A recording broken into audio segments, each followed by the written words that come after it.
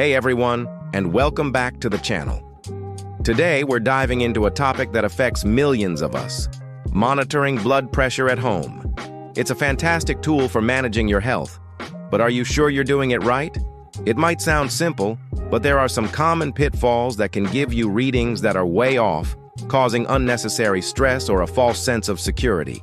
So stick around, because by the end of this video, you'll be a pro at getting accurate blood pressure readings every single time. First things first, let's talk about your cuff. Is it the right size? This is probably the single most common mistake people make. If the cuff is too small for your arm, it's going to squeeze too tightly and give you a reading that's artificially high. On the flip side, if it's too big, it won't be able to apply enough pressure, and your reading will look lower than it actually is. Most cuffs have a range indicator on them, usually with markings to show if your arm circumference falls within the correct size. Before you even take a measurement, wrap the cuff around your bare upper arm, about an inch above the bend of your elbow, and check that size marker. If you're not in the right range, you need a different cuff. It's a simple check that makes a world of difference. Next up, let's set the scene for success. Where and how you sit matters immensely. You can't just rush in from gardening, slap on the cuff, and expect an accurate number. Your body needs to be in a relaxed state. This means you should sit quietly for at least 5 minutes before you even think about pressing that start button. Find a comfortable chair with good back support and make sure your feet are flat on the floor, no crossing your legs. Crossing your legs can actually temporarily bump up your blood pressure. Your arm should be supported on a flat surface, like a table, with the cuff at about the same level as your heart. If your arm is hanging down or held up too high, gravity will mess with the reading. It's all about creating a calm, stable environment for the most reliable result. Now let's talk about timing and habits. Did you just finish a cup of coffee or a workout? Did you have a cigarette? All of these things can temporarily spike your blood pressure. Caffeine, nicotine, and physical exertion all get your heart pumping faster.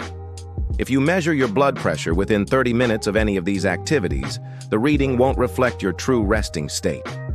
It'll be a snapshot of your body under a specific temporary influence. So, the rule of thumb is to wait at least half an hour after exercising, smoking, or consuming caffeine.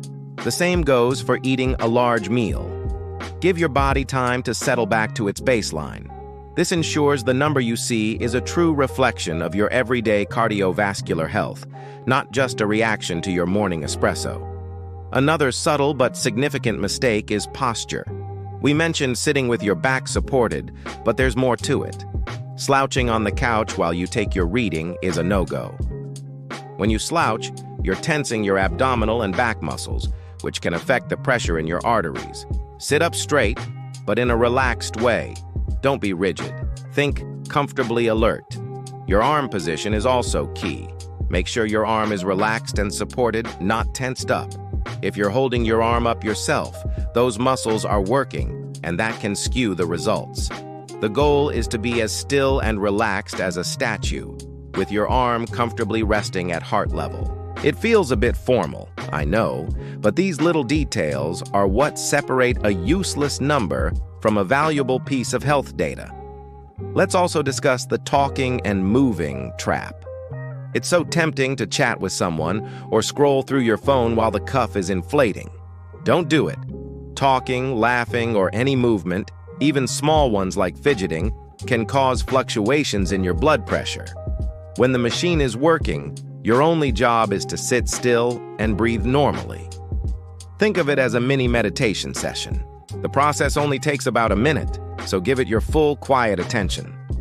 This is especially important because many modern machines are highly sensitive and can interpret the vibrations from talking or moving as pulse signals, leading to an error message or, worse, an inaccurate reading. So zip it for a minute. Your health will thank you.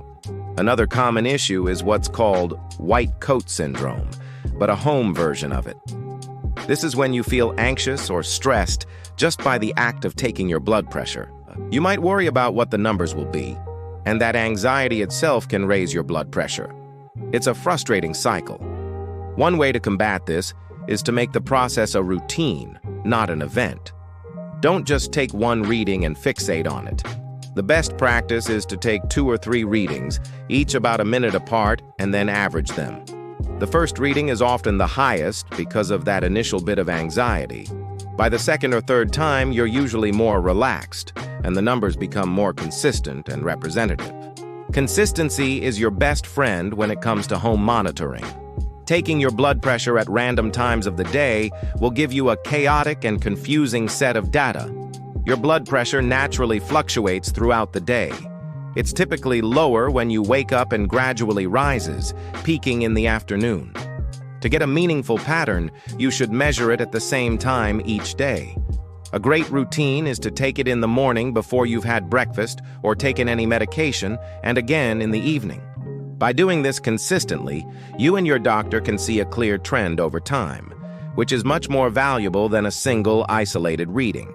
So pick your times and stick to them like clockwork. What about your equipment? Not all home blood pressure monitors are created equal. It's crucial to use a device that has been clinically validated for accuracy. You can often find a list of validated devices on medical websites or by consulting with your pharmacist or doctor. And even the best machines can lose their accuracy over time. It's a good idea to take your home monitor with you to your doctor's appointment once a year. You can take a reading with your machine, and then the nurse or doctor can take one with their professional equipment. If the numbers are close, you're good to go.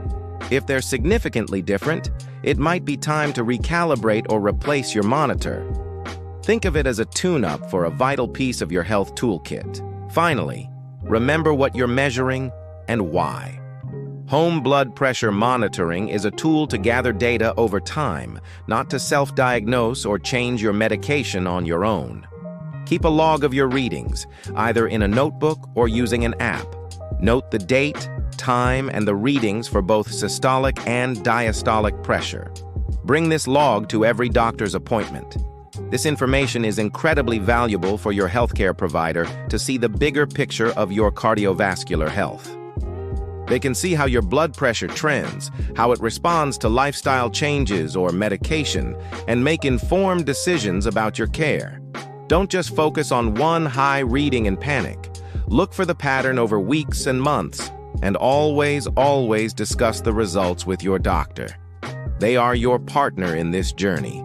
So to recap, use the right-sized cuff, relax for 5 minutes in a proper seated position, avoid caffeine and exercise beforehand, stay still and silent during the measurement, take a few readings and average them, be consistent with your timing, validate your machine, and always share your log with your doctor. Following these steps will transform your home monitoring from a source of confusion into a powerful tool for protecting your health. Thank you so much for watching today.